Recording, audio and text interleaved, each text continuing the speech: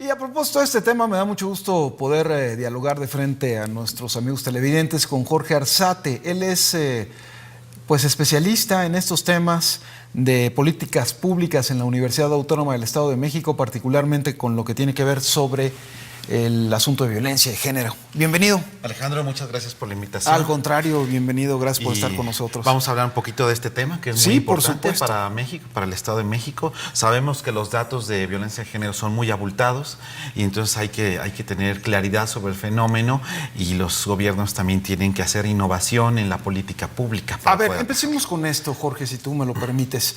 A veces no coinciden las cifras que dan agrupaciones civiles y los datos oficiales.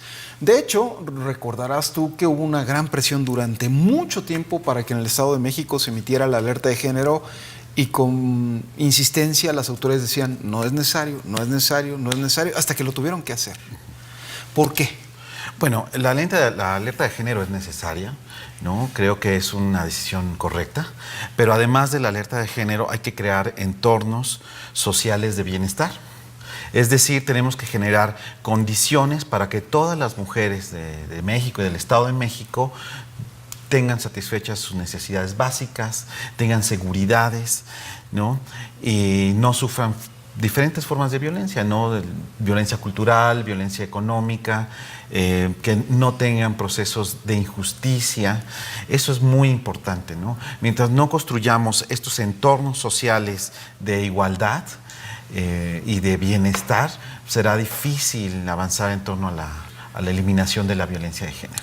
Bueno, y de hecho, algunos amigos televidentes se preguntarán, bueno, ¿qué es eso de emitir una alerta de género? ¿En qué conviene o qué significa que en 11 municipios del Estado de México se emita una alerta de género? Bueno, significa que la atención, la prevención y la sanción en torno a la violencia de género tiene que ser más eficaz, más oportuna y más expedita. Ahora, ¿no? Con esta alerta de género en 11 municipios mexiquenses emitida el año pasado, tú como especialista, como investigador, como observador de este fenómeno, ¿crees que ha habido mejorías? ¿Crees que se está haciendo lo suficiente? ¿Crees que hay resultados en torno a este freno? Es un fenómeno muy complejo y por lo tanto no va a haber resultados de manera inmediata. Tiene que haber resultados de forma paulatina y a mediano y a largo plazo. Para esto es muy importante que los gobiernos, en todos los órdenes de gobierno, generen política pública potente, sistemática y política pública que trabaje con las mujeres, que trabaje dentro de los entornos comunitarios, dentro de las familias, que haya trabajo social. Y es muy importante generar culturas de paz. Nos surge generar culturas de paz a nivel de las familias y a nivel también de las comunidades, de los barrios, de los condominios. Esto es importante. Mientras no tengamos esta cultura de paz que empiece a transformar la mentalidad de nuestra sociedad, una sociedad que, sí hay que decirlo, ve a la mujer como menos, ¿no? Donde la mujer tiene también menos oportunidades, no vamos a lograr nada. Tenemos que mejorar nuestra política pública en ese sentido, políticas públicas. Yo digo que trabajen como red, porque ahorita tenemos una gran cantidad de programas y yo creo que esos programas deben de trabajar en forma armoniosa, sumar energías y centrarse en el tema de la mujer, del género. A su lado hay que generar otra nueva generación de política pública que trabaje el género de paz.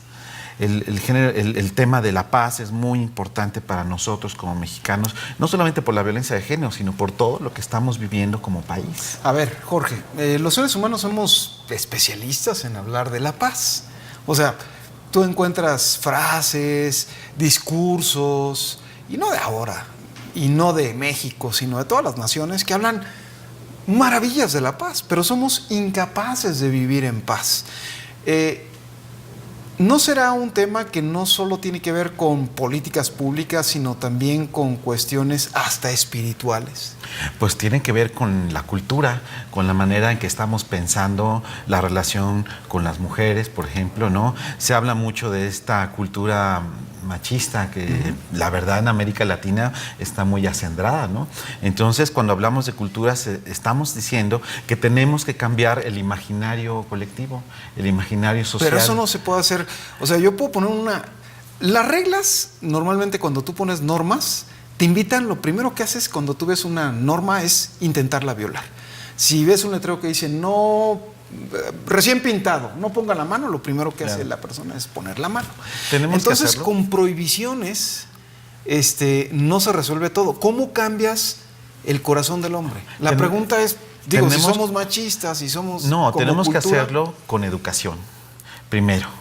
Educación impartida con educación en las escuelas. Desde la escuela, pero también dentro de las familias. Pero si la familia está mal, si el hombre está mal, si es machista... Tenemos que generar... ¿cómo? Yo también creo que, por ejemplo, cuando hablamos de estos ambientes de bienestar, de estas zonas donde hay acuerdos, yo planteo la necesidad de que dentro de las familias haya producción de proyecto, de un proyecto de familia, y que este proyecto de familia sea un proyecto consensuado entre el hombre y la mujer, y que el hombre se sume al proyecto y que lo lleve adelante. Pero en la práctica, Jorge, en la práctica, a ver, sabemos que es difícil. Te pongo un matrimonio en donde él es un machista y ella replica el modelo, porque las mujeres, lamentablemente, a veces ocurre esto, ¿no? En muchos hogares.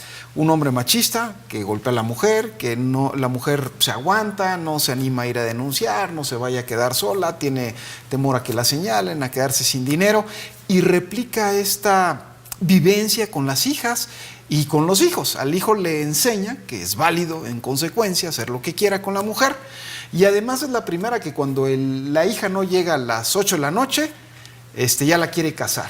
Pero si el hijo llega a las 3 de la mañana, hasta le oculta al papá que llegó borracho. Y, no, llegó temprano, lo que pasa es que ya te habías ido a dormir. ¿Sí o no? Sí. ¿Cómo cambias eso? Pues yo digo, con cultura. Con cultura, hay que trabajar con las mujeres, hay que hacer talleres para que la mujer también tome conciencia, ¿no?, de sus derechos, de su importancia realmente que tiene para la producción de la cohesión social, de la vida familiar, ¿no? Es muy importante trabajar esta noción de justicia para las mujeres, y las primeras que tienen que empezar son las mujeres, ¿no? La política social podría hacerlo, ¿no?, porque esa es su función, generar bienestar, generar ideas propositivas y generar estos entornos sociales de bienestar. Yo insisto mucho, tenemos que generar estos entornos sociales con políticas que vayan sumando formas de pensar diferente, con acuerdos y generando proyectos de familia, y también sumando las políticas de lucha contra la pobreza, porque los contextos de pobreza no ayudan tampoco a eliminar la violencia de género. Muy bien. Pues Jorge, te agradezco mucho tu presencia en este espacio. Ahí están las ideas. Yo me acuerdo las palabras de Jesucristo, ¿no? Mi paz les dejo, mi paz les doy. Yo no la doy como el mundo la da. Te voy a decir por qué. Ajá. Porque la paz del mundo se basa en tengo dinero, tengo paz. Tengo relaciones, tengo paz. Tengo trabajo, tengo paz. Se me acaban las relaciones, se me acaba la paz. Se me acaba el dinero, se me acaba la paz. Se me acaba la salud, se me acaba la paz. Yo pienso, hablamos de paz, pero no podemos vivir en paz. Mi convicción personal es porque si no tenemos al príncipe de paz con nosotros, ¿qué vamos a tener paz con los demás? Tenemos que llegar a acuerdos. Totalmente Muchas de acuerdo, gracias, mi estimado Jorge. Gracias. Pues sí, hay que analizarlo. Yo creo que la parte de la religiosidad y todo esto, espiritualidad, tiene que incorporarse en un análisis de cultura de paz, ¿no? Es parte. Es parte, dice Jorge. Bien, regresamos con más.